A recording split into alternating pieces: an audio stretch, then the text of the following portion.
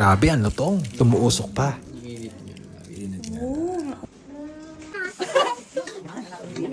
Sinubukan pala natin na gumawa ng special na pandesal. At isa-isa nating nilagay ang mga kailangan. Tulad ng milk, itlog at ng yeast. Siyempre, yeast na yeast.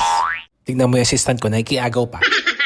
Nilagay naman namin yung flour, tapos yung sugar at saka salt. First time nga lang pala namin ginawa ito. Special thanks kay Hanaya Bakes, ang Team Montero Vlog. At ayan, ready na siya para ilagay sa mixer. Minix muna natin yan. Tapos yung butter, mamaya-maya pa natin ilalagay. And it's time to put the butter. Alam niyo ba, nakaka-enjoy pala mag-bake. Sa mga gusto magpagawa, tsaka na muna pag magaling na. At ayan na, ready na yung dough natin. Ano nga ba yung tama? Do. Just do it.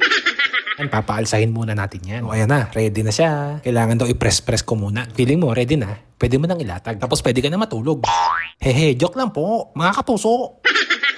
Siyempre pagkalatag, hihiwain natin siya. Actually, pwede naman sigurong pumiraso-piraso. Kaso, ayun yung sabi ni coach. Mahirap na baka mapagalitan.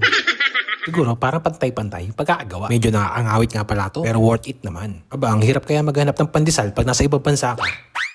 At ayan, hintayin pa natin umalsa pa. It is now ready para ilagay sa oven. Ilagay lang ang tamang init para mas masarap ang pagkakaluto. Pinapanood ko pa lang, excited na ako matikman. And ready na ang aming pandesal.